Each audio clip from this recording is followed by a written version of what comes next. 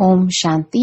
Murali date 12/4/2024. காலை முரளி பாப்தாதா மதுபன். பாபா கூறுகின்றார், இனிமையான குழந்தைகளே, பாபாவிற்கு அனைத்து குழந்தைகளிடமும் அன்பு உள்ளது. இருப்பினும் யார் தந்தையின் ஆலோசனையை உடனடியாக ஏற்றுக்கொள்கிறார்களோ அவர்களின் பால் ஈர்ப்பு ஏற்படுகிறது. குணங்கள் நிரம்பிய குழந்தைகள் அன்பை ஈர்த்து கொள்கிறார்கள். கேள்வி: பாபா எந்த ஒரு ஒப்பந்தத்தை எடுத்திருக்கின்றார்? பதில்: அனைவரையும் மலர்களாக்கி திரும்பி அழைத்து செல்வதற்கான ஒப்பந்தம் ஒரு பாபாவினுடையது ஆகும். பாபாவை போன்ற ஒப்பந்தக்காரர் உலகத்தில் வேறு யாருமே இல்லை.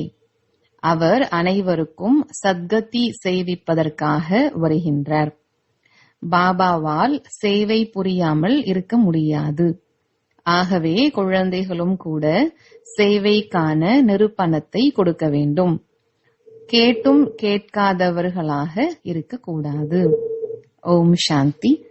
ஆன்மீக தந்தை ஆன்மீக குழந்தைகளுக்கு புரிய வைக்கின்றார். குழந்தைகளே, தன்னை ஆத்மா என புரிந்து கொண்டு அமருங்கள். இதனை ஒரு தந்தைதான் புரிய வைக்கின்றார். இதை எந்த மனிதனும் யாருக்கும் புரிய வைக்க முடியாது. தன்னை ஆத்மா என புரிந்து கொள்ளுங்கள். இதை 5000 வருடங்களுக்கு பின்பு பாபா வந்துதான் கற்பிக்கின்றார். இதை கூட குழந்தைகளாகிய நீங்கள்தான் அறிந்துள்ளீர்கள். இது புருஷோத்தம சங்கம யுகம் என்பது வேறு யாருக்கும் தெரியாது. குழந்தைகளான உங்களுக்கு இந்த நினைவு இருக்க வேண்டும். நாம் புருஷோத்தம சங்கமயுகத்தில் இருக்கின்றோம் என்ற நினைவு கூட மன்மனா பவ ஆகும். பாபா கூறுகின்றார், என்னை நினைவு செய்யுங்கள், ஏனென்றால் இப்போது திரும்பி செல்ல வேண்டும். 84 ஜென்மம் இப்பொழுது முடிவடைந்து விட்டது. இப்போது சத்தோ பிரதானமாகி வீடு திரும்ப வேண்டும்.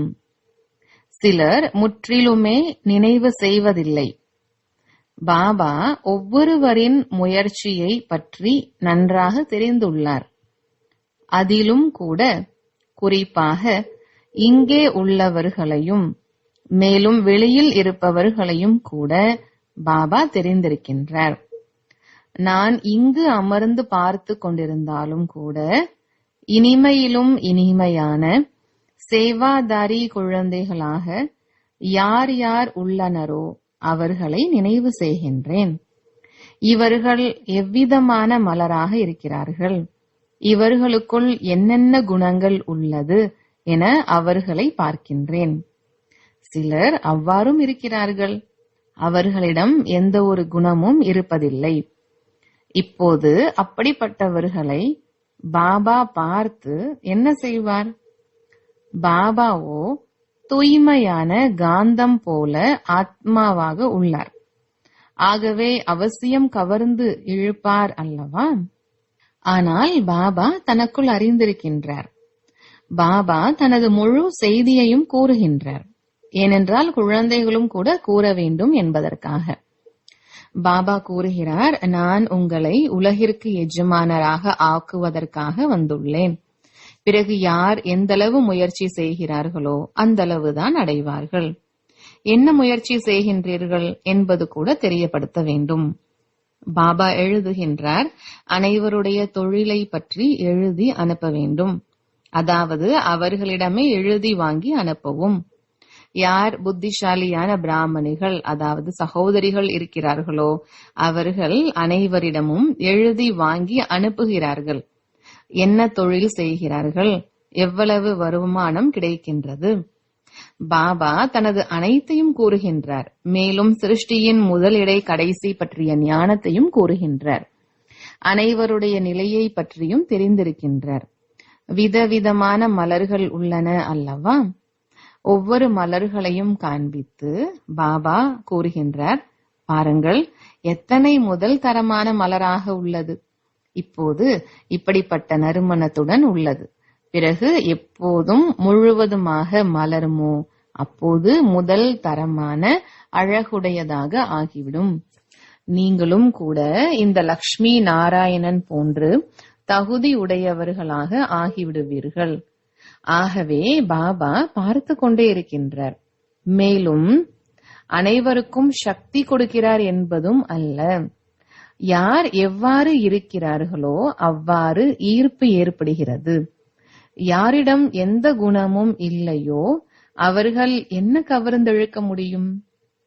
அப்படிப்பட்டவர்கள் அங்கே சென்று பைசாவிற்கும் பெறாத பதவியை அடைவார்கள். பாபா ஒவ்வொருவருடைய குணத்தையும் பார்க்கின்றார். மேலும் அன்பும் செலுத்துகின்றார். அன்பினால் கண்களும் ஈரமாகி விடுகிறது. இந்த சேவாதாரி எவ்வளவு சேவை செய்கின்றார்? இன்னாருக்கு சேவை இல்லாமல் ஓய்வு ஏற்படுவதில்லை. சிலருக்கோ சேவை செய்யவே தெரிவதில்லை.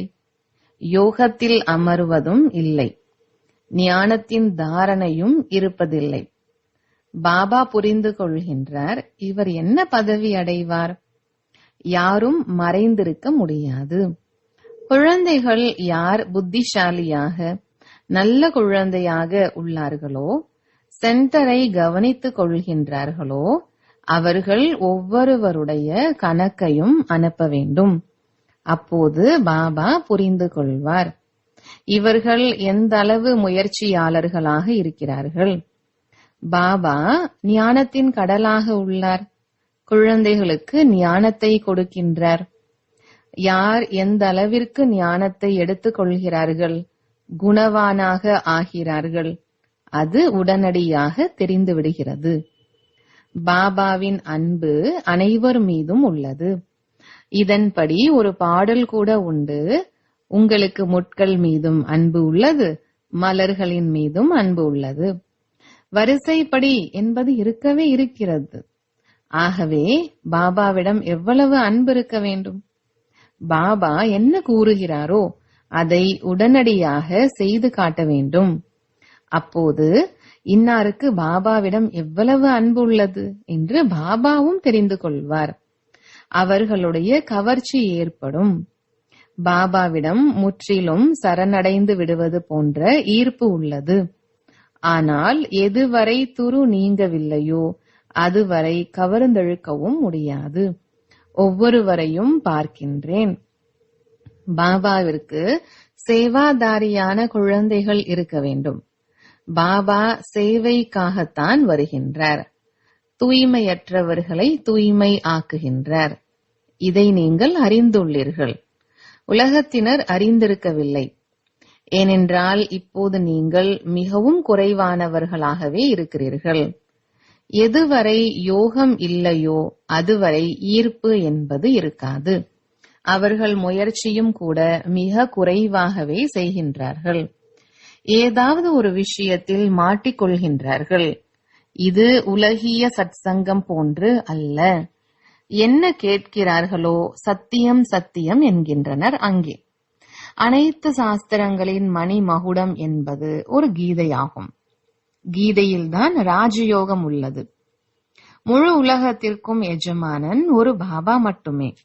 குழந்தைகளுக்கு கூறிக்கொண்டே இருக்கின்றேன், கீதையினால் பிரபாவம் ஏற்படும். ஆனால் அவ்வளவு சக்தியும் கூடவே இருக்க வேண்டும் அல்லவா? யோக பலத்தின் கூர்மை நன்றாக இருக்க வேண்டும். அதில் மிகவும் பலவீனமாக உள்ளனர். இப்போது குறைவாகவே நேரம் உள்ளது. கூறுகிறார்கள், என் மீது அன்பு செலுத்தினால் நானும் கூட அன்பு செலுத்துவேன். இதுதான் ஆத்மாவின் அன்பாகும். ஒரு பாபாவின் நினைவில் இருக்க வேண்டும். இந்த அன்பினால்தான் விக்கர்மம் விநாசமாகும். சிலர் முற்றிலும் நினைவு செய்வதில்லை.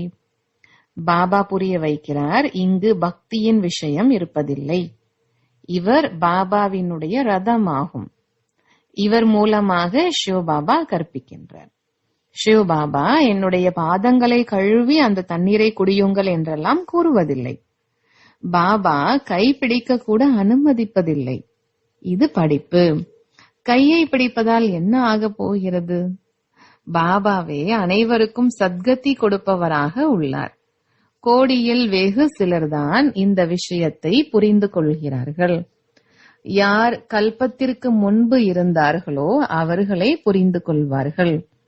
கள்ளம் கபடமற்ற பாபா வந்து கள்ளம் இல்லாத கபடம் இல்லாத தாய்மார்களுக்கு ஞானத்தை கொடுத்து எழுப்புகின்றார். பாபா முற்றிலுமாக முக்தி ஜீவன் முக்தியில் கொண்டு வந்து சேர்த்து விடுகின்றார். பாபா இவ்வளவுதான் கூறுகிறார், விகாரங்களை விட்டுவிடுங்கள். இதன் மீதுதான் கொடுமைகள் ஏற்படுகின்றன. பாபா புரிய வைக்கின்றார், தன்னை தான் பாருங்கள், எனக்குள் என்னென்ன அவகுணம் உள்ளது. வியாபாரிகள் தினமும் தமது கணக்கு வழக்கு லாப நஷ்டத்தை பார்க்கின்றார்கள். நீங்கள் கூட கணக்கு வையுங்கள். மிக அன்பான பாபா, யார் நம்மை உலகத்திற்கு எஜமானன் ஆக்குகிறாரோ அவரை எவ்வளவு நேரம் நினைவு செய்தேன். பாருங்கள், குறைவாக நினைவு செய்தீர்கள் எனில் தானாகவே வெட்கம் வரும். அதாவது, இப்படிப்பட்ட தந்தையை நான் நினைவு செய்யவே இல்லையே என்று. நம்முடைய தந்தை முற்றிலும் அனைவரிலும் அதிசயமானவராக உள்ளார். சொர்க்கம்தான் முழு உலகத்திலுமே அனைவற்றிலும் அதிசயமானது. அவர்கள் சொர்க்கத்தை லட்சக்கணக்கான வருடம் என்று கூறிவிட்டனர். மேலும் நீங்கள் 5000 வருடம் என்கிறீர்கள். எவ்வளவு இரவு பகலுக்கான வேறுபாடாக உள்ளது. யார் மிகவும் பழைய பக்தர்களாக உள்ளனரோ அவர்களிடம் பாபா அர்ப்பணமாகி விடுகின்றார். நிறைய பக்தி செய்திருக்கிறார்கள் அல்லவா. இந்த பாபா பிரம்மா இந்த பிறவியில் கூட கீதையை படித்திருந்தார். மேலும் நாராயணரின் சித்திரத்தையும் கூட வைத்திருந்தார். லக்ஷ்மியை அடிமைத்தனத்திலிருந்து முக்தி செய்து விட்டதால் எவ்வளவு குஷி உள்ளது. எப்படி நாம் இந்த ஷரீரத்தை விட்டுவிட்டு சத்யுகத்தில் சென்று வேறு ஒன்றை எடுத்துக்கொள்வோம். பாபாவிற்கு கூட மகிழ்ச்சியாக உள்ளது. நாம் சென்று அழகான இளவரசனாக ஆவோம். முயற்சியும் கூட செய்வித்துக் கொண்டே இருக்கிறார். எளிதாக எப்படி ஆக முடியும்? நீங்கள் கூட நல்ல விதமாக பாபாவை நினைவு செய்தீர்கள் எனில் சொர்க்கத்தின் ஆஸ்தியை பெறுவீர்கள். சிலர் படிப்பதும் இல்லை, தெய்வீக குணத்தை தாரணை செய்வதும் இல்லை, கணக்கு வழக்கும் வைப்பது இல்லை. யார் உயர்வாக ஆகக்கூடியவர்களாக இருப்பார்களோ அவர்களே கணக்கு வழக்கை எப்பொழுதும் வைப்பார்கள். இல்லையெனில் வெறும் பகட்டு செய்வார்கள். 15-20 நாட்களுக்கு பின்பு எழுதுவதை விட்டுவிடுகிறார்கள். இங்கே பரீட்சைகள் அனைத்தும் ரகசியமானது. ஒவ்வொருவருடைய தகுதியையும் பாபா தெரிந்திருக்கிறார். பாபா சொல்வதை உடனடியாக கேட்டு ஏற்றுக்கொண்டால் கட்டளைக்கு கீழ்ப்படிந்தவர்கள் நம்பகமானவர்கள் என சொல்லப்படும். பாபா கூறுகின்றார், இப்போது குழந்தைகள் நிறைய காரியம் செய்ய வேண்டும். எத்தனை நல்ல நல்ல குழந்தைகள் கூட கைவிட்டு சென்று விடுகிறார்கள். ஷிவ் பாபா ஒரு பொழுதும் யாருக்கும் விவாகரத்து கொடுப்பதோ கைவிட்டு விடுவதோ இல்லை. இவர் நாடகத்தின் அனுசாரமாக மிக பெரிய ஒப்பந்தம் செய்வதற்காக வந்துள்ளார். நான் பெரிய ஒப்பந்தக்காரன். அனைவரையும் மலர்கள் போல ஆக்கி வீட்டிற்கு திரும்ப அழைத்து சென்று விடுவேன். குழந்தைகளாகிய தூய்மையற்றவர்களை தூய்மையாக்கக்கூடிய ஒப்பந்தக்காரர் ஒரே ஒருவர் மட்டும்தான் என்று நீங்கள் தெரிந்திருக்கிறீர்கள். அவர் உங்களுக்கு எதிரில் அமர்ந்திருக்கின்றார். சிலருக்கு எவ்வளவு நிச்சயம் உள்ளது, சிலருக்கு முற்றிலும் இருப்பதில்லை. இன்று இங்கு இருக்கிறார்கள், நாளை சென்று விடுகிறார்கள். நடத்தை அவ்வாறாக உள்ளது. நாம் பாபாவிடம் இருந்து கொண்டு பாபாவினுடையவராக ஆகிவிட்டு என்ன செய்கின்றேன் என உள்ளுக்குள் உறுத்தல் ஏற்படும். சேவை எதுவும் செய்யவில்லை எனில் என்ன கிடைக்கும்? ரொட்டி தயாரிப்பது, காய்கறி சமைப்பது, இவையெல்லாம் முன்பும் கூட செய்து கொண்டுதான் இருந்தீர்கள். புதிய விஷயம் என்ன செய்தீர்கள்? இவ்வளவு பேருக்கு வழி காட்டினேன் என்று சேவையின் ரிசல்ட்டை கொடுக்க வேண்டும். இந்த நாடகம் மிகவும் அதிசயமானதாக உருவாக்கப்பட்டுள்ளது. என்னவெல்லாம் நடந்து கொண்டிருக்கிறது அதை நீங்கள் நடைமுறையில் பார்த்து கொண்டிருக்கிறீர்கள். சாஸ்திரங்களில் கிருஷ்ணரின் சரித்திரத்தை எழுதிவிட்டனர். ஆனால் சரித்திரம் ஒரு பாபாவினுடையது ஆகும். அவர் அனைவருக்கும் சத்கதி கொடுக்கின்றார். இவரை போன்ற சரித்திரம் வேறு யாருக்கும் இருக்க முடியாது. சரித்திரம் கூட அனைவருக்கும் நன்றாக இருக்க வேண்டும். மற்றபடி கோபியர்களை துரத்தினார், இதை செய்தார் என்பதெல்லாம் சரித்திரம் இல்லை. அனைவருக்கும் சத்கதி கொடுப்பவர் ஒரு பாபா மட்டுமே. அவர் கல்பம் கல்பமாக வந்து சொர்க்கத்தை ஸ்தாபனை செய்கின்றார். லட்சக்கணக்கான வருடங்கள் என்ற விஷயமெல்லாம் இல்லை. ஆகவே குழந்தைகள் மோசமான பழக்கத்தை விட்டுவிட வேண்டும். இல்லையென்றால் என்ன பதவி கிடைக்கும்? பிரிய தர்ஷன் கூட பிரிய தர்ஷனையை தேர்ந்தெடுப்பார் அல்லவா? யார் சேவை செய்வார்களோ அவர்களே இவரின் பிரிய தர்ஷனிகளாக இருப்பார்கள். யார் சேவை செய்வதில்லையோ அவர்கள் எதற்கு? இந்த விஷயங்கள் மிகவும் புரிந்து கொள்ள வேண்டியவைகள். பாபா புரிய வைக்கின்றார். நீங்கள் மகான் பாக்கியசாலியாக உள்ளீர்கள். உங்களை போன்ற பாக்கியசாலி வேறு யாரும் இல்லை. நீங்கள் சொர்க்கத்திற்கு செல்வீர்கள். ஆனால் பிராப்தியை உயர்வாக ஆக்க வேண்டும்.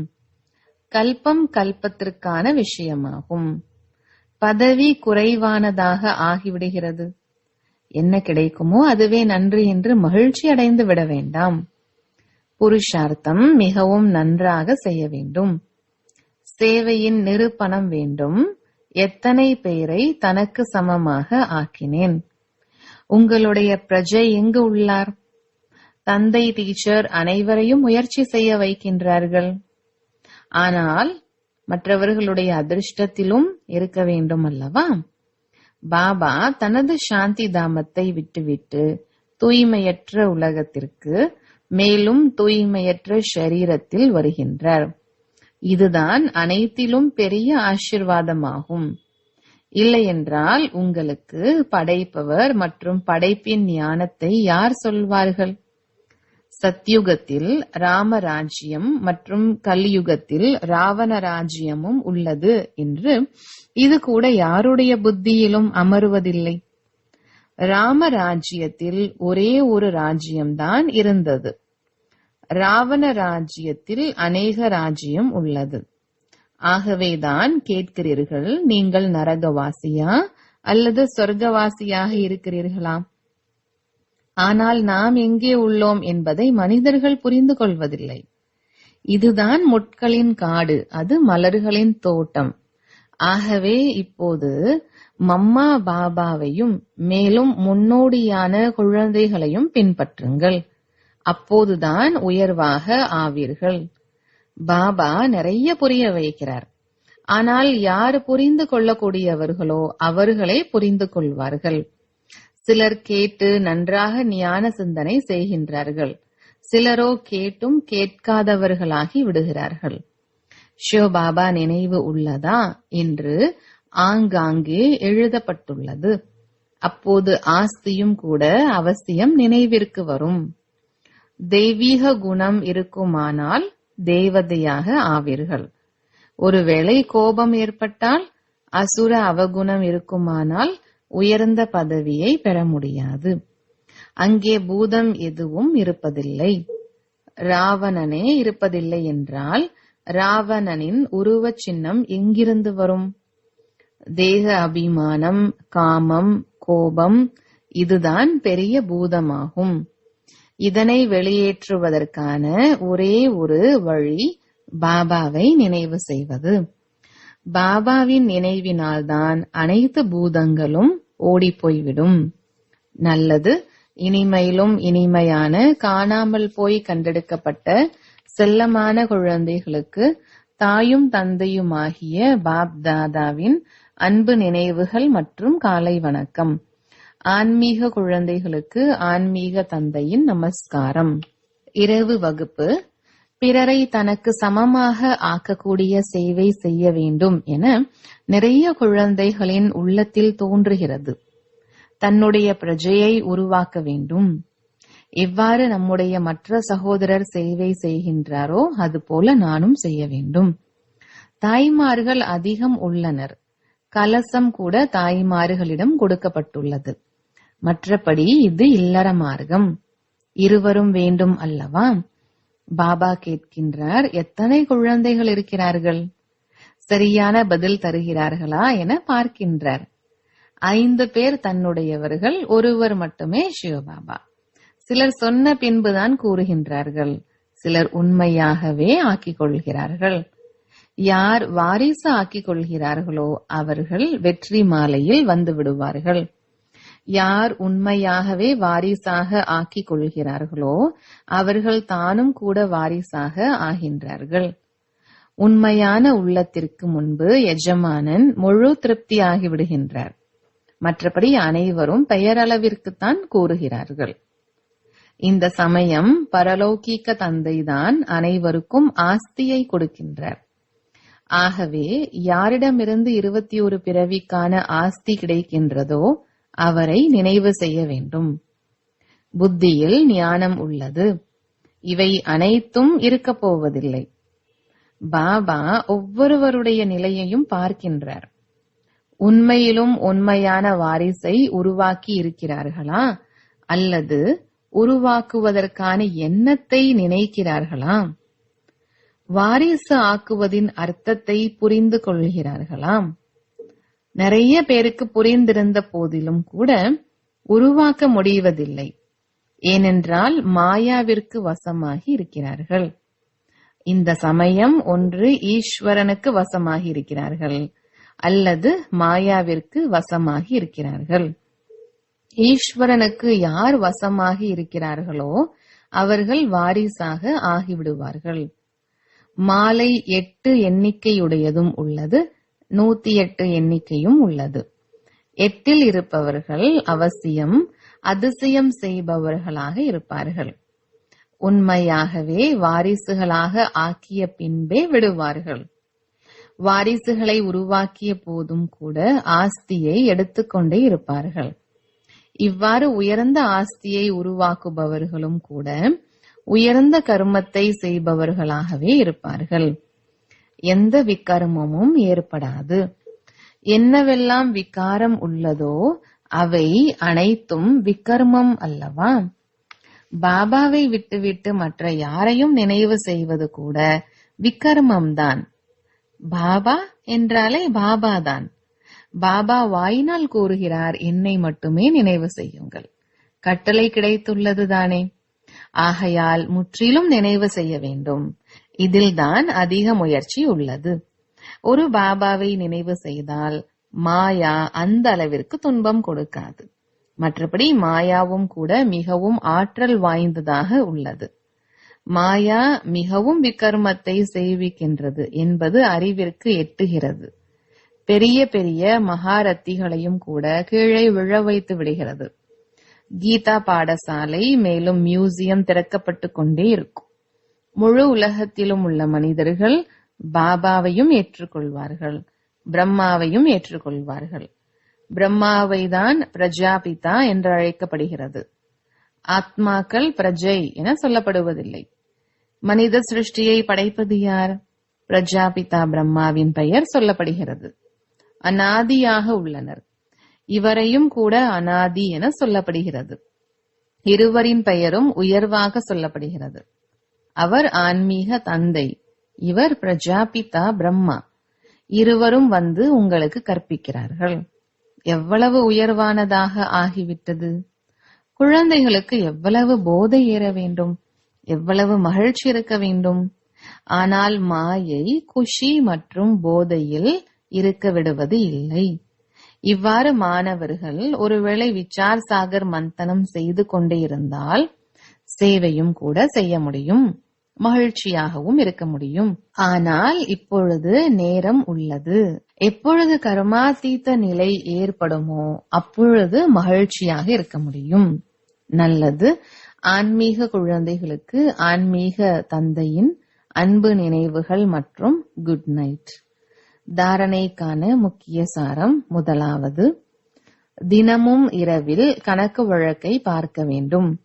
மிக இனிமையான பாபாவை முழு நாளிலும் எவ்வளவு நினைவு செய்தேன், தன்னுடைய பகட்டிற்காக கணக்கு வழக்கு வைக்க வேண்டாம். குப்தமான முயற்சி செய்ய வேண்டும். இரண்டாவது, பாபா என்ன கூறுகின்றார் அதன் மீது ஞான சிந்தனை செய்ய வேண்டும். சேவையின் கைமாறு தர வேண்டும். கேட்டும் கேட்காதவர்களாக இருக்க வேண்டாம்.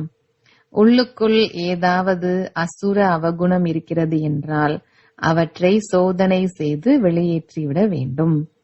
வரதானம்: வைராகிய விருத்தியின் மூலம் இந்த சாரமற்ற உலகில் பற்றற்றவர் ஆகக்கூடிய உண்மையான ராஜரிஷி ஆகுங்கள்.